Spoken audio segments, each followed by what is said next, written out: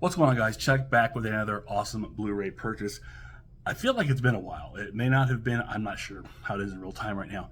It's been a rough couple of weeks here in the household. We've been at the end of the school year, so there's been chaos with that. You know, kids finishing up school, running around for the summer, and then wrapping up in summer activities, working around your schedules, all that. To top it all off, the last couple weeks, everyone in this household has been hit with a sickness of some kind or another, from the kids all the way up, myself included. This past weekend, I actually was down with a very nasty stomach bug that kept me down for 2 days straight. I'm on the mend, mostly recovered. So that's why it feels like it's been forever since I've been able to get time to sit down and do a video. But during that time, I did get a couple of new movies come in, and I thought I'd go ahead and share them here with you. First off, a little something I got from Kino Lorber. And, oh, by the way, these are all films. Well, all the movies on here are films that I had not seen, but for most cases, a good reputation. I known about them, so I picked them up based on that. At least two of them. Two were just kind of don't sound interesting. I want to pick those up, and due to the having the time alone from being sick or whatever, I was able to watch all four of these. So I've seen every one of these that I purchased, so that's a good thing. So first up was from Kino Lorber, and this is one that I saw immediately and thought, that sounds kind of interesting. I want to pick that up. One I never heard of, and it is Almost Summer. And as it implies, look, it's basically a high school comedy. Let's see the date on this, 1978. So this is kind of like a precursor to what the 80s would be. The 80s were full of the high school comedy. I think actually 78 might have been just prior to Animal House, actually. Of course, you had Animal House, Fast Times, Porky's, you name it. There were so many high school comedies that came out through the 80s, and this was like a precursor to those. However, this is a little bit different, and it's not that same, what you would think of as a high school comedy. This isn't a sex comedy at all. It's kind of a mix between a comedy and somewhat of a drama. There's some, heavy drama being played out through here, offsetting with the comedy, which is interesting. It's almost like a tale of two movies. And that being said, the director of this film, his name, if I can read this, my goodness, Martin Davidson. He's a co-writer in this, and he said he was trying to write a high school film, basically about I think it was New Jersey kind of high school mentality. I think the producers of the film, this is actually a Universal picture too. I guess the producers either they had someone who was writing a script based on a California surfer high school comedy. So these two stories kind of met in the middle and merged together into what became Almost Summer. And you can sense the setting is at a California high school, but with characters that almost seem like they should be from New Jersey. It's really strange. It stars Bruno Kirby as Bobby DeVito, your basic high school schemer, and he's trying to get his ex-romantic interest, who is running for student council president. He's trying to find a way to defeat her in the election in any way it means necessary. It sounds really kind of trite and basic teen high school drama plot line, and it actually trying to play a little more deeper than that. I don't know how well it succeeds, but you can tell that's what they're trying to do. Bruno Kirby, of course, is probably best known from movies like The Godfather Part 2, City Slickers, When Harry Met Sally, mostly as like supporting roles. This is like one of the few times I'm aware of that he was in a starring role. He's very young. You also have Didi Khan, who is known as Frenchie from Grease, in here, and a very young Tim Matheson. I'm gonna right. That's who it was, right? Yeah, Tim Matheson, who right after this will go on and do Animal House. So, like I said, this was based like a precursor to that. He got Animal House based on this. So, here's the cover. Here's your back. You see, nice long-haired Tim Matheson there, and there's Bill Kirby and Didi Khan. And you've got the special features on here. You have it's a brand new 2K master, which is great because considering it's a film that's pretty much I had never heard of, and I'm sure no one talks about it, so it's probably rarely forgotten about that they pull this out of nowhere and gave this kind of restoration. Is pretty cool. So kudos to Kino Lorber. They seem to always be doing stuff like that. Let's see. You've got also interviews with Martin Davis, the director.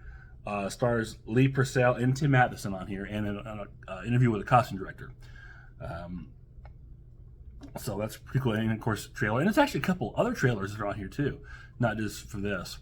They have a trailer for Teen Witch, a trailer for another American International film called California Dreaming, and there was something else.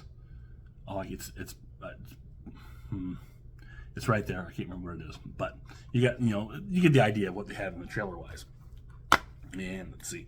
And unlike most Kino Lorber releases, this actually has disc art. Just the poster, but usually Kino Lorber just plain black with their KL logo. So that's really cool that they did that.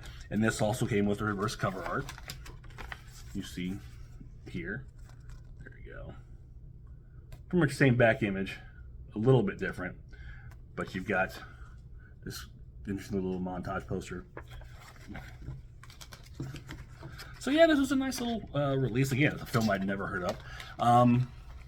It's if you're expecting a wild, raucous, typical high school sex comedy film, you're not going to get that here.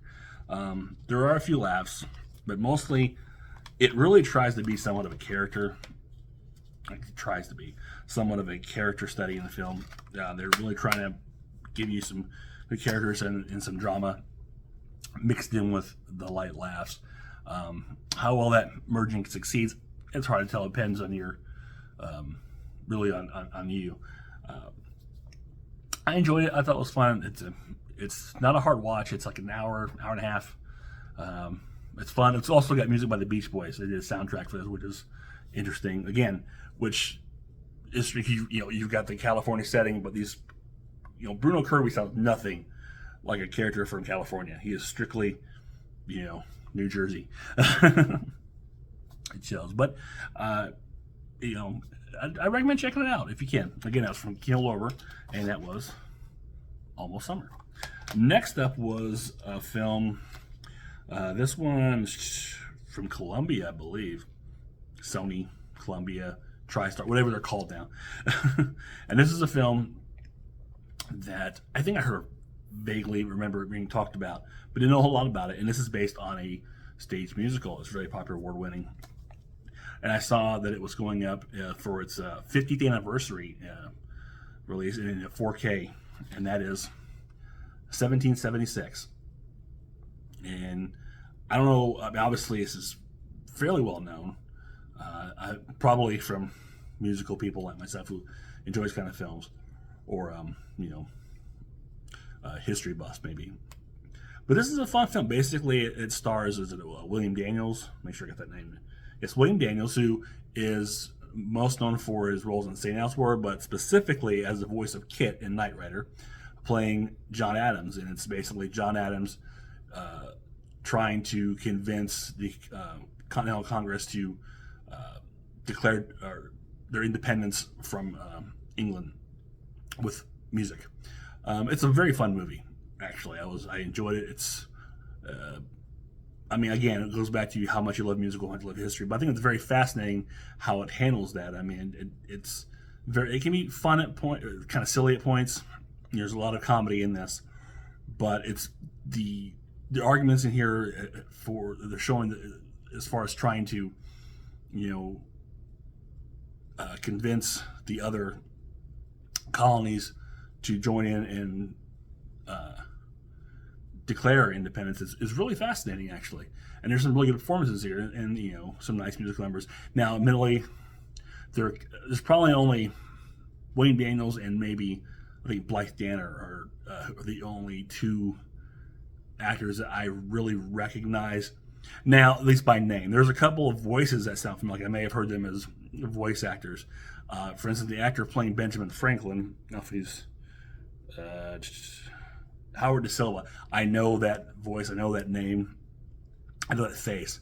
And he is fantastic as Benjamin Franklin. He really is a scene stealer. A lot of fun. Actually, this is the 50th anniversary director's cut. It is a 4K Blu-ray. And there are special features. You got the 4K disc, which includes a director's cut and the extended cut of the film. Now, I only saw the director's cut. I'm not sure about the extended cut or what's on that. The Blu-ray contains the theatrical version in HD, so the Blu-ray version. Also, the extended Laserdisc version of the film in standard definition, with optional archival commentary from director Peter H. Hunt. And then you have a Blu-ray feature disc, that's a special feature. Then you have the Blu-ray disc itself, which includes the director's cut and the extended cut of the film. And you have commentary with Peter Hunt, William Daniels, and Ken Howard as only the director's cut. You also have commentary with Peter Hunt and Peter Stone on the director's cut only. So you got like two different commentaries on the director's cut.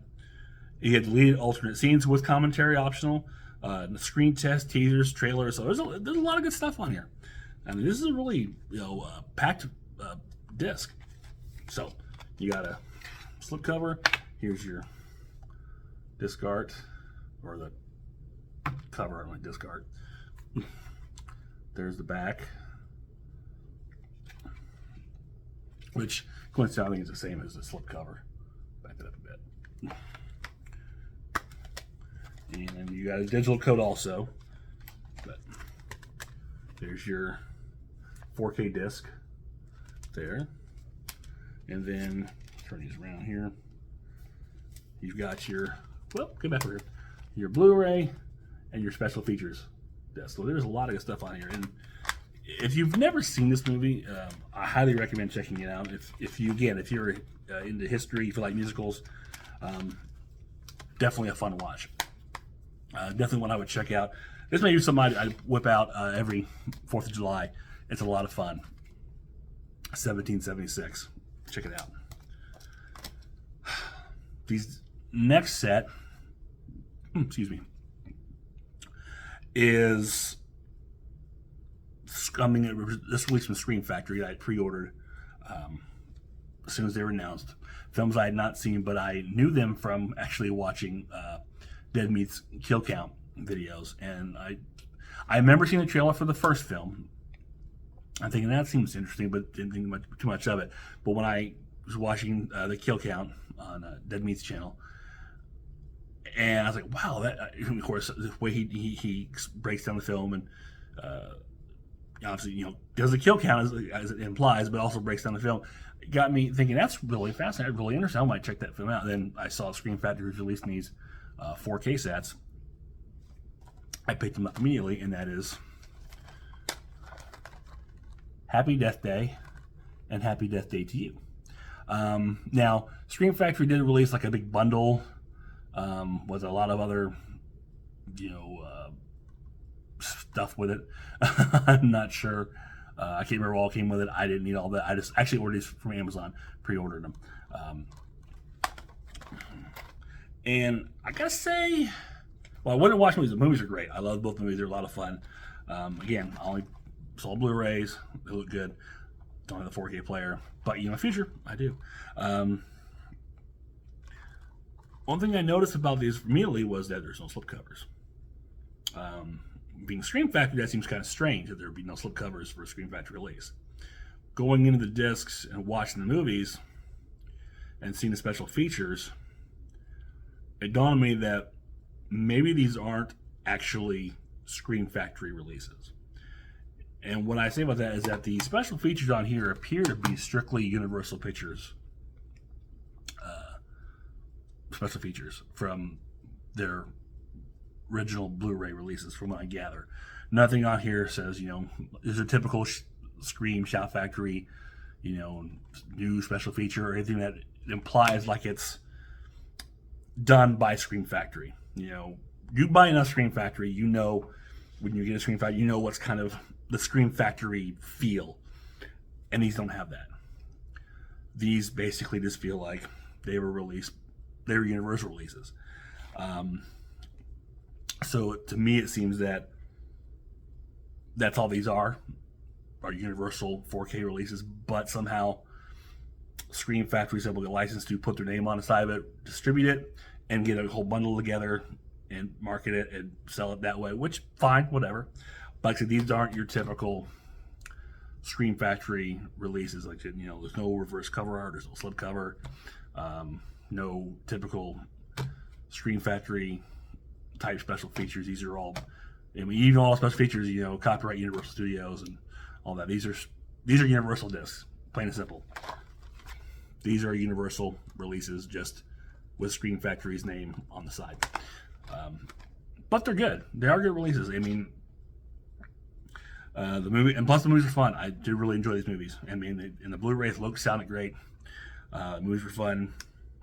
I only saw special features really on 2. I didn't get to watch, excuse me, on the first one. At least as far as, again, I didn't not the audio commentary. I didn't listen to those, but like the deleted scene of Gag Reel and a couple other, the Never-Ending Birthday, Web of Love, Tree's Nightmare, and Multiverse 101. Again, this is on the Happy Death Day to You. Those are Universal special features. Which you have on Happy Death Day, audio commentary again, alternate ending, deleted scenes, worst birthday ever, the many deaths of Tree, and behind the mask of suspects. Now, it does say new audio commentary. Now, does that mean it's new from Scream Factory release or just new when the Universal release? I don't know. Inside, here's your discs, 4K, Blu-ray, plain and simple. Same thing with 2, 4K, Blu-ray. And again, close up the Happy Death Day. There's your special features. Happy Death Day to you. And I want to say, Happy Death Day to You is the movies are so much different in tone. The first one really comes off as a slasher, kind of a dark comedy. The second one's more sci-fi with a little slight slasher, but it's also a lot heavier on the comedy, which I enjoyed. I thought it was fun. But so yeah, Happy Death Day to You from Scream Factory or from Universal via Scream Factory. So that's mostly it for what I picked up movie-wise. Now, I did get something, not really a movie, but it's still something pretty cool. And this was just released. Excuse me. It is Princeton Revolution Live. And this is a CD Blu-ray set of his Purple Rain tour. This is a famous concert that was beamed by a satellite from Syracuse, New York, like March, was it 20, if it has a date on here, March 30th, 1985. First time ever released. It's been totally remastered and all that. First time it's put on disc. It was available on VHS years and years ago, and I have somewhere a copy of it on VHS, and it's a very, very muddy. The colors are so blind. It's very hard to see. And then a couple years back, they actually released this streaming live. Well, not streaming live, but obviously, it was on YouTube on I think Prince's channel. They did it like for 24 hours, something like that. They released it, which was really cool to see. I hadn't seen it since that VHS. It was, obviously on YouTube, so it looked some things to make it better. But again, the colors are kind of mad. It was very hard to distinguish certain things because it's a very dark concert, but you have a lot of bright lights and there's smoke. It's crazy. Now, I'm a big Prince fan. I grew up a big Prince fan, and the significance of this concert is very important to me. Again, this was March 30th, 1985. 2 days later, on April 1st, 1985, at Market Square Arena in Indianapolis, Indiana, I saw this concert. It was my very first concert. I was 10 years old. It was a birthday present. And I'll never forget it. I was totally blown away. We had seats way up. I don't know how many may be aware of Market Square Arena. It was a small place. But it can be very loud. But I was way up in the fairly cheap seats. But it was a lot of fun. Still a fun concert. One of my biggest memories of that being April 1st, he came out and he played maybe 3 or 4 songs, and at the end he said, "Thank you to the wonderful audience. Good night." Everything shut down. Everybody freaked out. What are you talking about? What's going on? And then suddenly you hear him say, "April Fool, April 1st." Hilarious. Very fun concert. One of the greatest concerts. My very first concert too. I had nothing to compare with it. One, but it was amazing. And Sheila E. was his opening act. It was fantastic. It's basically this exact same concert, with a few, variations, obviously. But it was very, very meaningful to me.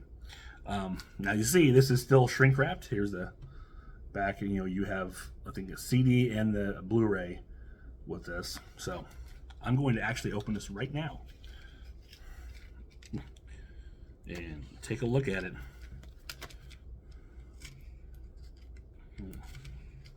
And I saw this. I found out about this was on Facebook, and they released a couple different variations of this concert,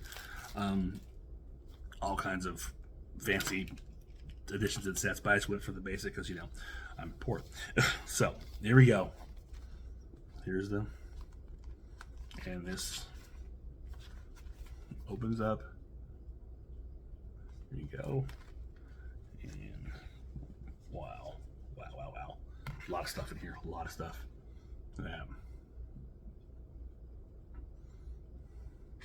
And take a look at the whole back end here, which is fold out, so put the back up. Get that light on there. It's all set. And let's see, we got this here.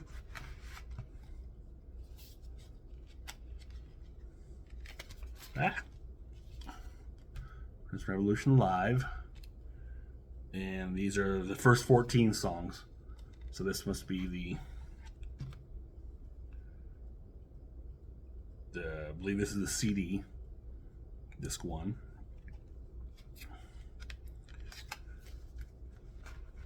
Get that in there. Let's see, in here. I'm trying to be very careful. And then here's, disc 2. Oh, there's 2. The back.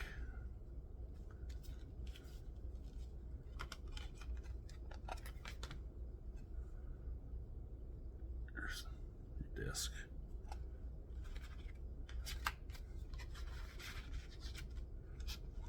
And then we've got the third here, and this is the Blu-ray. This is the concert right here. So it's first two the audio CDs, but this is the actual entire concert. Goodness gracious. There's the entire concert. There you go. It's okay. That's all I need right now. It's wet and cheap. Again, there's the full concert set list. Oh, boy. And then in this last pocket here, you've got an actual little booklet. Some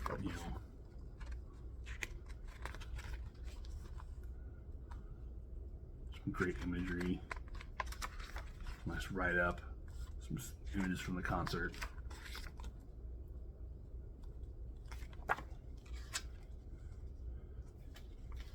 Your listings, and here's nice the whole Princeton the Revolution. Coincidentally, this is also Purple Rain was the first audio cassette tape I ever owned. I think it was the first album I ever owned.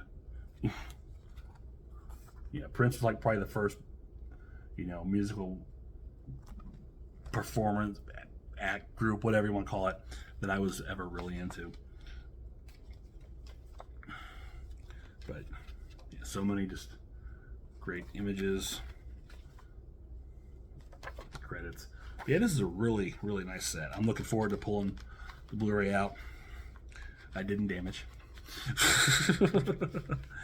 And checking out, see how it compares to what I saw a couple years ago on YouTube. That digital presentation.